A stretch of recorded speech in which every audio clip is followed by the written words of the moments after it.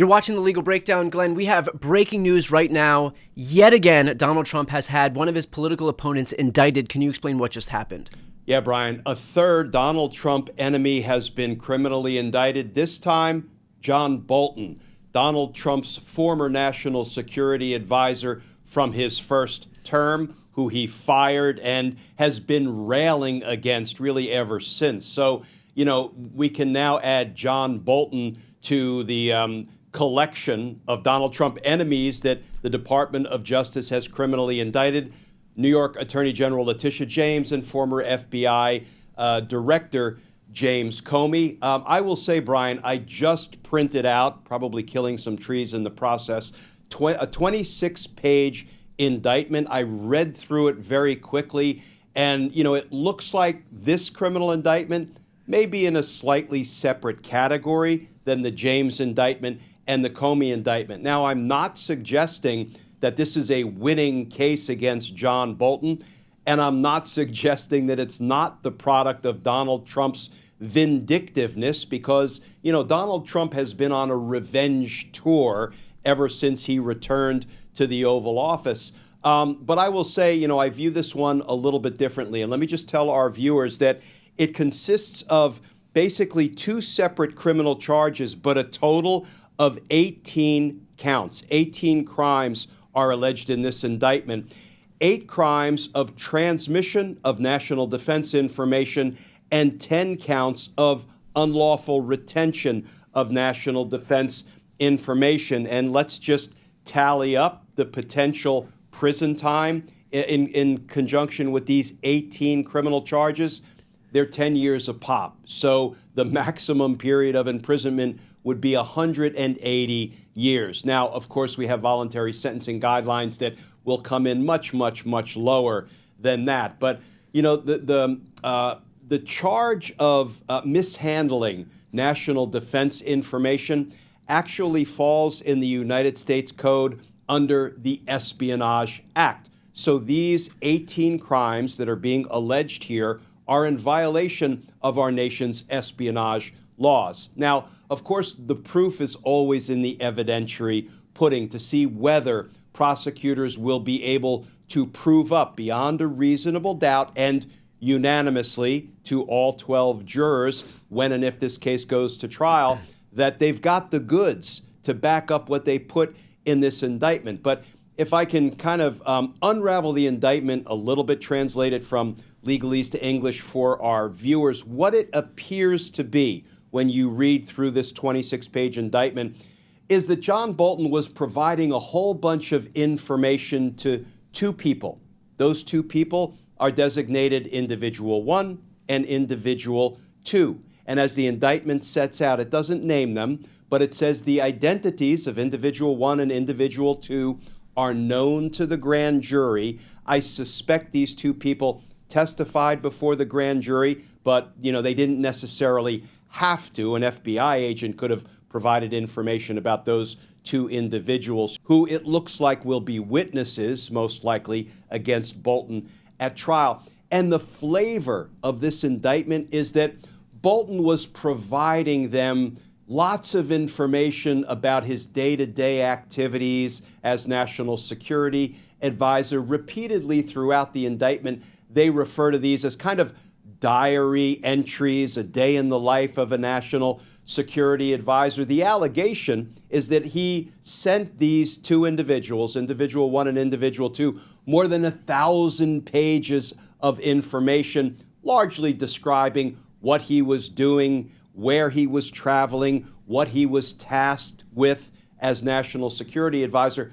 All of it, Brian, smacks of information he's providing to these people in anticipation of writing the book that he ultimately did write and have published. There was some litigation about whether he should be permitted to publish the book or not, but ultimately it was published. So this kind of has the flavor of not John Bolton like giving information to the enemy about classified materials, top secret documents, but him kind of, putting together what he would need to write a book. I'm not downplaying it and I'm not excusing it, because what the prosecutors allege is that lots of these 1,000 pages contain national defense information, top secret or secret, classified information, and he shouldn't have been sending it over his public email accounts. AOL or Google are the two that are listed in the indictment. He had no authority to share it, to disseminate it with others. But, that is kind of what this indictment boils down to. It looks like, if true, if they can prove it up beyond a reasonable doubt, he may have violated our nation's laws in his zeal to write and profit off of a book. Is there no irony, Glenn, in the fact that he's being indicted by a president who himself was indicted for illegal retention of classified documents, a crime that he then spent the subsequent months, years, basically excusing? Irony is one word for it. We have seen those infamous photos of boxes and boxes of classified materials that Donald Trump was hiding in his bathrooms and his ballroom at Mar-a-Lago. And he was indicted for being in a conspiracy, that involved multiple people at his direction moving these boxes around and hiding them from law enforcement authorities and violating a grand jury's subpoena for the return of that, government information. So, yeah, irony is one word for it. But, of course, Donald Trump has sworn to take revenge on his enemies. And, regardless of whether or not Bolton did any damage to our national security, it looks like Donald Trump has now made good on his promise to, in a revenge-fueled prosecution, get after guys like John Bolton.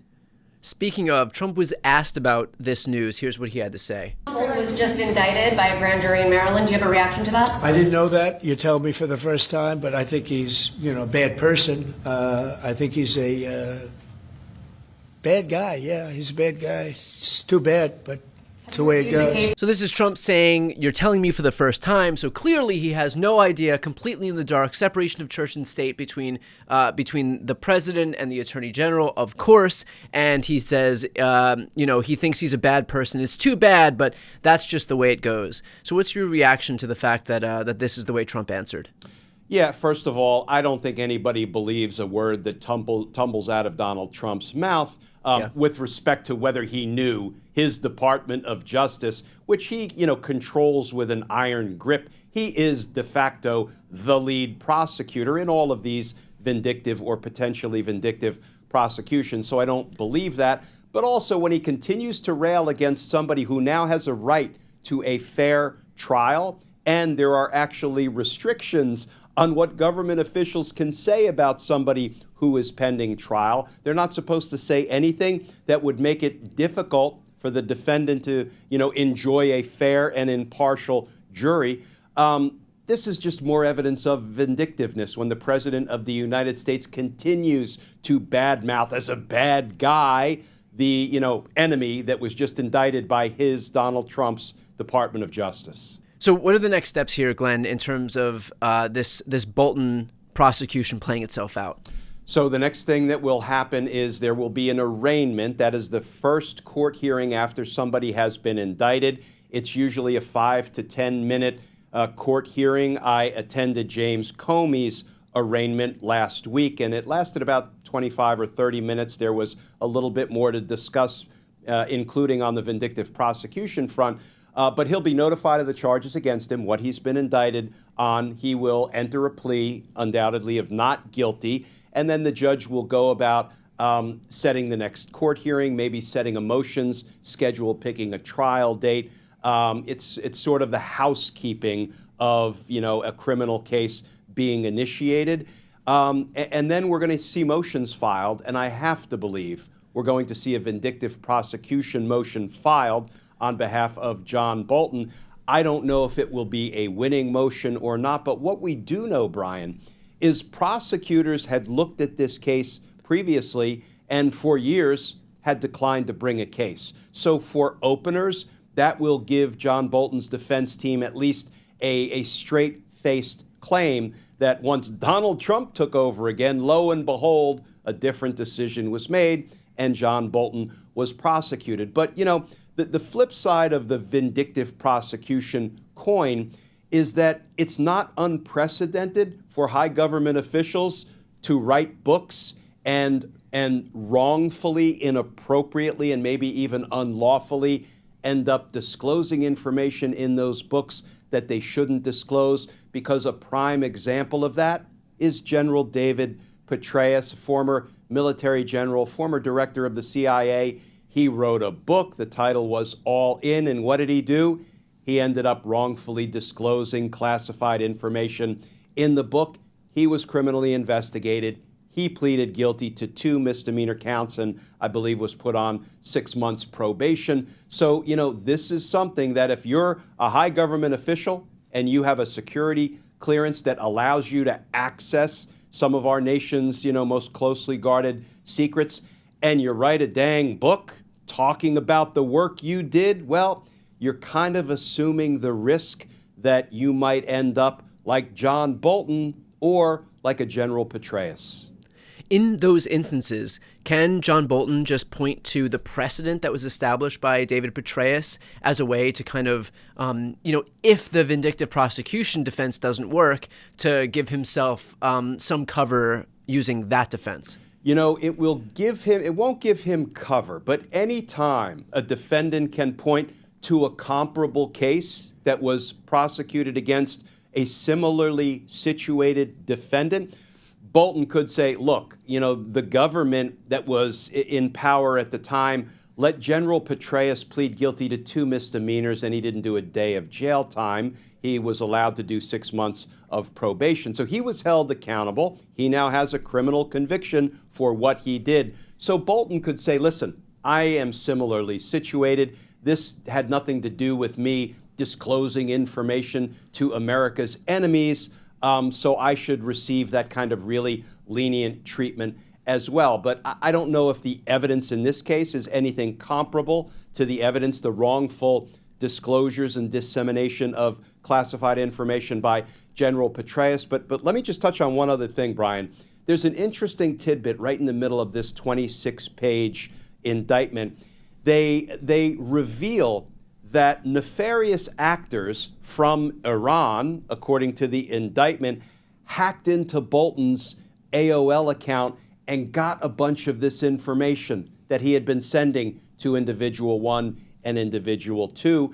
And then it looks like there was some blackmail going on. And, what this conjures up for me and what I want to put our viewers just on notice of is that if nefarious actors hacked into a U.S. citizen's emails, stole a bunch of information, and then took those sort of ill-gotten gains and gave it back to the federal government, the CIA, the FBI, to be used against the American citizen, that may actually run afoul of the Fourth Amendment. Not that foreign actors are bound by or will feel like they have to comply with the Fourth Amendment, but once evidence that was illegally obtained is then provided to the U.S. government, and the U.S. government chooses to use it against an American citizen, let me just say that conjures up a potential attack on the usability, the admissibility of that evidence. I want to plant that seed